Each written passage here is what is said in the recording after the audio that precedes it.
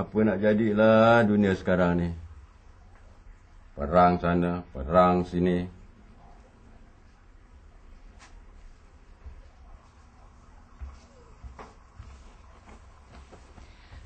Kenapa ya? Tiba je merenggut seorang ni. Apa yang tak kena? Tak adalah. Ni, tiap-tiap hari ayah baca surat khabar. Tiap-tiap hari jugalah berita perang yang akan keluar. Oh, tu kan dekat negara luar ya. Negara kita mana ada negara perang macam tu? Memanglah, negara kita dah bebas dari peperangan.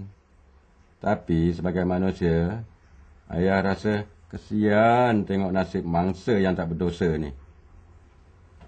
Yelah ya, saya pun rasa macam tu juga. Mujurlah tak ada peperangan lagi kan ya? Jangan ingat negara kita tak ada perang. Kita dah selamat dari ancaman luar tau. Ancaman ni bukan sekadar perang saja tau. Maksud ayah? Maksud ayah, bila perkara macam tu terjadi di luar negara kita, secara tak langsung ia akan mempengaruhi orang kita. Kesan-kesannya tak mustahil kita akan rasa. Kesan? Kenapa kita pula yang kena rasa ya?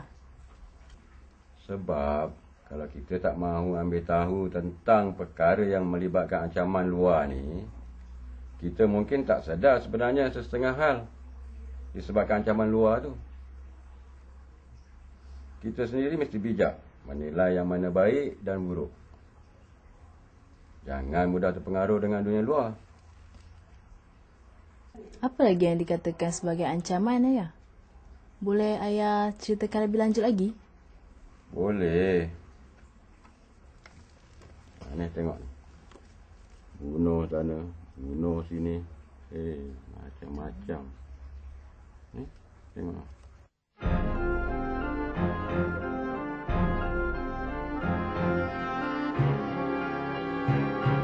Dunia kita kini sering mengalami pelbagai ancaman yang membahayakan nyawa setiap individu. Tanpa disedari, ancaman-ancaman luar ini boleh mengganggu keamanan serta keharmonian negara kita.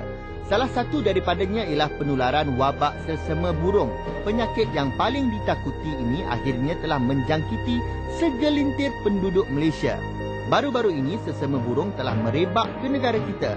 Daerah yang dikenal pasti ialah Paya Jaras di Selangor dan Cangkat Tualang serta Gunung Semanggol di negeri Perak. Dahulunya, selsema burung hanya menjangkiti di kalangan haiwan sahaja, terutamanya ayam ternakan. Pada tahun 1997, dunia digemparkan dengan berita kematian warga Cina akibat terkena jangkitan selsema ini. Di sinilah berpunca penularan virus ini, sehingga kini penyakit ini terus merebak ke seluruh dunia. Selain daripada isu kesihatan, kita juga sering diancam dengan serangan-serangan pengganas dari negara luar. Mungkin rakyat kita lebih bernasib baik kerana tidak merasai pengalaman ngeri seperti rakyat negara lain.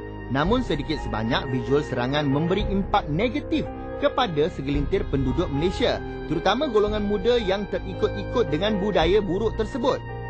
Bukan itu saja, konflik yang tercetus dari negara jiran kita, iaitu Thailand dan Filipina, turut mengancam keselamatan warga negara Malaysia. Kerana masalah yang dihadapi oleh dua buah negara ini, rakyat kita terutama mereka yang tinggal di sempadan Kelantan, Perlis, Kedah dan juga Sabah menjadi takut untuk menjalankan sebarang aktiviti harian. Hal ini disebabkan oleh kawalan tentera yang terlalu ketat dan kejam sehingga membahayakan nyawa setiap individu sekaligus membantutkan aktiviti sosioekonomi negara. Sejak dari zaman Perang Dunia Kedua, isu bom nuklear masih belum dapat diselesaikan lagi sehingga hari ini. Sejarah dunia telah mencatatkan detik hitam apabila senjata yang mampu memusnahkan seluruh bandar hanya dengan sebiji bom nuklear ini melenyapkan Hiroshima dan Nagasaki di Jepun oleh Amerika Syarikat dalam Perang Dunia Kedua. Negara kita sebenarnya dikelilingi oleh ancaman ini kerana negara seperti Amerika Syarikat, Perancis, Rusia, United Kingdom, Republik China, India dan Pakistan telah diisytiharkan memiliki senjata ini. Kemungkinan juga negara kita akan menjadi sasaran senjata pemusnah ini kerana kedudukan Malaysia yang berhampiran dengan India, Pakistan dan China jika terjadi sesuatu pertempuran yang tidak diduga. Itu adalah sebahagian ancaman besar yang turut memperlihatkan kesan yang besar kepada setiap penghuni bumi. Penulisan blog kini menjadi satu budaya baru bagi pengguna-pengguna internet. Penulisan berbentuk fitnah ini sebenarnya sama bahaya dengan ancaman-ancaman lain yang datang dari luar negara. Mengapa? Kerana berita-berita palsu yang tersebar ke seluruh dunia akan merosakkan pemikiran setiap orang. Lebih-lebih lagi jika ia berkaitan dengan isu sensitif seperti isu agama. Bukan saja menjatuhkan maruah agama dan individu terbabit, malah lebih ditakuti akan dicaci dan dihina oleh masyarakat. Isu alam sekitar juga merupakan salah satu daripada bentuk ancaman yang makin membimbangkan.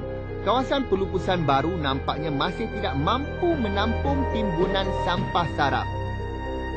Kerana terlalu asyik bersaing membina bangunan hingga mencakar langit, habis hutan belantara yang menjadi habitat flora dan fauna diteroka dengan sesuka hati. Bagaimana kehidupan boleh diteruskan jika lapisan ozon semakin nipis dan manusia sendiri kekurangan oksigen untuk bernafas?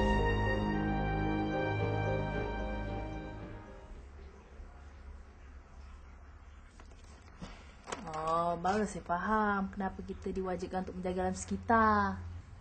Kalau kita tak jaga alam sekitar kita ni, cuba bayangkan macam mana hidup kita nanti. Sedangkan sekarang pun kita dah nampak kesan-kesannya seperti banjir. Takkan kita nak sentiasa nak hidup dengan keadaan macam tu? Saya ingatkan negara kita ni dah aman. Tak payah nak ambil tahu pasal benda tu semua. Salah tu. Sebagai seorang rakyat yang prihatin dan bertanggungjawab, kita harus sentiasa peka dengan isu-isu semasa yang terjadi dalam dunia kita ni dan berusaha menangani masalah itu. Faham tu?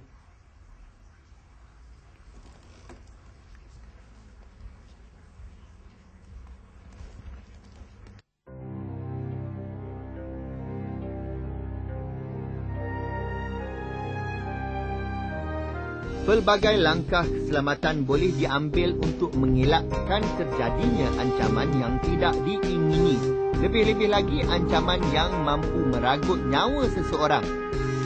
Selsema burung sangat berbahaya kepada manusia kerana sistem imun kita tidak mempunyai antibodi untuk menentang penyakit yang berasal daripada haiwan, terutamanya ayam ternakan. Sebab itu kita perlu mengambil langkah ini supaya dapat mengelak dari terkena jangkitan selsema ini kerana ayam merupakan salah satu sumber protein yang penting untuk tubuh badan kita. Pastikan ayam masak sepenuhnya. Suhu memasak mestilah sekurang-kurangnya 70 hingga 75 darjah Celsius. Basuh tangan dengan sabun. Seeloknya sabun antibakteria sebelum dan selepas menyentuh daging mentah.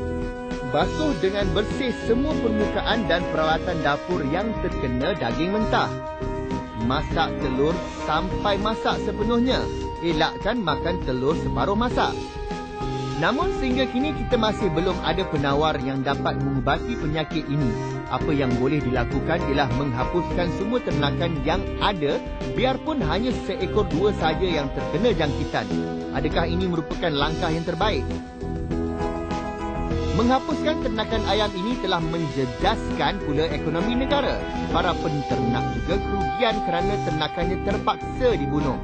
Manakala penjual turut mengalami nasib yang sama kerana pembeli takut untuk menyentuh apatah lagi mahu memakan daging ayam. Oleh itu, kerajaan perlu menguatkuasakan peraturan import binatang dan mengadakan langkah berjaga-jaga terhadap wabak selsema burung. Bukan isu sesama burung sahaja, malah isu-isu yang melibatkan keselamatan negara seperti isu senjata nuklear dan konflik yang dihadapi oleh negara jiran telah mengancam keamanan Malaysia sebagai bumi merdeka. Bagaimana kita dapat memainkan peranan supaya ianya dapat dijauhkan? Sebagai rakyat, kita haruslah bersatu padu menyokong usaha kerajaan untuk membendung masalah ini supaya kita tidak terkena tempiasnya. Memiliki pemimpin yang bijak dan berani merupakan satu kelebihan buat negara kita kerana keberanian beliau bersemuka serta sentiasa bekerjasama dengan negara serantau dan luar negara dalam bertukar-tukar maklumat. Hubungan baik sesama rakan pemimpin adalah langkah terbaik bagi mendapatkan dan berkongsi maklumat serta usaha dalam menyelesaikan suatu masalah. Menggunakan senjata bukanlah jalan penyelesaian bagi masalah. Sebaliknya hanya menimbulkan pelbagai kesan buruk, terutama meragut nyawa insan-insan yang tidak berdosa. Sebagai negara yang aman damai, tindakan pemimpin menyokong sekatan senjata nuklear adalah tepat dan menyeru negara-negara yang terlibat supaya menyelesaikannya secara rundingan. Kita juga mestilah sentiasa bersedia untuk memberikan kerjasama dengan negara jiran untuk menyelesaikan konflik senjata yang berlaku. Melalui tindakan ini bukan sahaja dapat mengelakkan rakyat mereka daripada terus menderita, tapi dapat menjamin keselamatan rakyat Malaysia. Itu merupakan isu-isu yang sudah lama diperkatakan. Sekarang timbul pula gejala baru yang berlaku di kalangan pengguna-pengguna cyber kita. Penulisan blog kebanyakannya adalah berbentuk fitnah.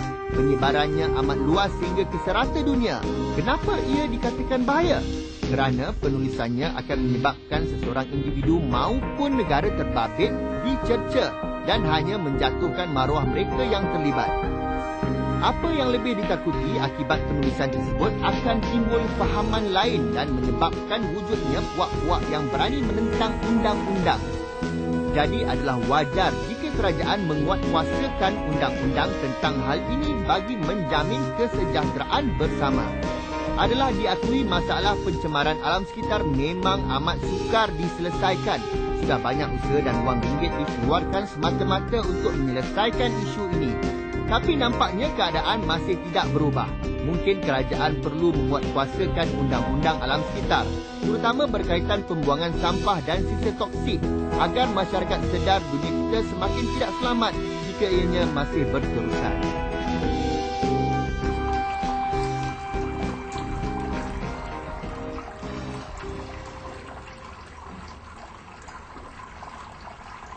Ayah. Saya sungguh bertuah menjadi anak Malaysia. Media aman. Saya belajar pun tanpa halangan. Tapi jangan lupa, kita perlu berhati-hati. Kadang-kadang kita tak sadar ancaman itu ada di depan kita. Tapi kita perlu bersyukur kepada Tuhan kerana telah memberi keamanan kepada negara kita. Lepas ni, saya akan belajar bersungguh-sungguh. Bila saya besar nanti, saya akan menjadi seorang pemimpin dan membantu negara lain menghadapi masalah. Teruslah kalau begitu.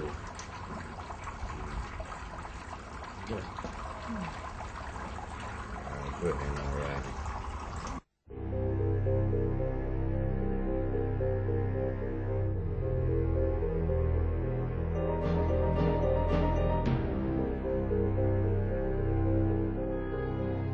Baiklah para pelajar, sebentar tadi kita semua telah pun mengenal pasti beberapa jenis ancaman luar dan juga langkah-langkah yang boleh dilakukan oleh semua pihak. Dalam segmen kita yang terakhir ini, apa kata kalau kita teliti satu persatu bidang kesan, tindakan dan juga jenis ancaman luar yang boleh menggugat keselamatan negara dan rakyat. Pertama, bidang ekonomi. Jenis ancamannya, serangan ke atas mata wang.